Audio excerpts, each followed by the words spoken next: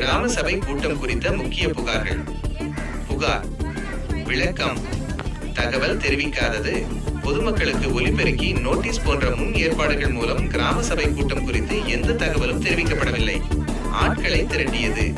தேசிய ஊரக வேலை உறுதி திட்டத்தின் கீழ் பணி செய்யும் 100 நாள் வேலை ஆட்களை மட்டுமே வைத்து மற்ற பொதுமக்கள் எவரும் கலந்து கொள்ளாமல் கூட்டத்தை நடத்தி முடித்துவிட்டதாக நடித்ததாக குற்றம் சாட்டப்பட்டுள்ளது. அதிகாரிகள் பங்கேற்பு. அரசாங்க உத்தரவின்படி துறை சார்ந்த அனைத்து அதிகாரிகளும் பங்கேற்க வேண்டும். ஆனால் வட்டார வளர்ச்சி துறையைச் சேர்ந்த அதிகாரி மட்டுமே பங்கேற்றுள்ளார். மற்ற துறையினரோ கட்சி பிரமுகர்களோ மட்டுமே பங்கேற்றுள்ளனர் என்றும் குற்றம் சாட்டப்பட்டுள்ளது. மனுக்கள் மற்றும் தீர்மானங்கள். பொதுமக்களிடம் மனுக்கள் வாங்குவது கண் துடைப்புக்காக மட்டுமே. வாங்கப்பட்ட மனுக்களுக்கு தீர்மானங்கள் எதுவும் போடப்படுவதில்லை. முந்தைய தீர்மானங்கள் முன்னதாக நடைபெற்ற கிராம சபையில் நிறைவேற்றப்பட்ட தீர்மானங்கள் பொதுமக்களின் பார்வைக்கு வைக்கப்படவில்லை. குறைந்த பங்கேற்பு. அரசாங்க உத்தரவுப்படி சுமார் 200க்கும் மேற்பட்டவர்கள் கலந்து கொள்ள வேண்டும் என்ற நிலையில் 100 நபர்கள் கூட கலந்து கொள்ளவில்லை. கலந்து கொண்டவர்களும் 100 நாள் வேலையாட்களே. ஊழல் மறைப்பு.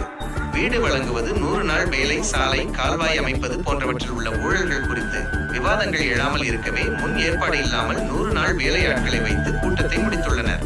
உதவி செய்யும் அதிகாரிகள் பிரமுகர்கள். ஊராட்சி செயலாளர், பணித்தள பொறுப்பாளர்கள் செய்யும் முறைகேடுகளுக்கு அரசு அதிகாரிகள் மற்றும் கட்சி பிரமுகர்கள் துணை போகின்றனர். பொதுமக்களின் மற்றும் சமூக ஆர்வலர்களின் எதிர்பார்ப்பு.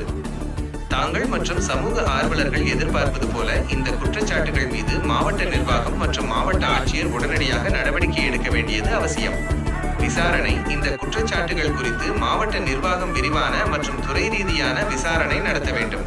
நடவடிக்கை. முறைகேடுகளுக்கு உடந்தையாக இருந்த அரசு அதிகாரிகள், ஊராட்சி செயலாளர், பணித்தள பொறுப்பாளர்கள் மற்றும் தொடர்புடையவர்கள் மீது சட்டப்படி நடவடிக்கை மேற்கொள்ள வேண்டும். மறு கிராம சபை கூட்டம். முறையாக அறிவிப்பு வெளியிட்டு அனைத்து துறை அதிகாரிகளின் பங்கேற்புடன் பொதுமக்களின் கோரிக்கைகள் மற்றும் முந்தைய தீர்மானங்களை விவாதித்து மறு கிராம சபை கூட்டம் நடத்த உத்தரவிட வேண்டும். கிராம சபை கூட்டம் என்பது கிராம ஊராட்சியின் அதிகாரம் கொண்ட ஒரு சபை. இதில் மக்கள் பங்கேற்று தங்கள் குறைகளை தெரிவித்து ஊராட்சியில் நடைபெறும் பணிகள் மற்றும் வரவு செலவு கணக்குகளை அறிந்து வெளிப்படைத்தன்மையுடன் செயல்பட வழிவகை செய்ய வேண்டும்.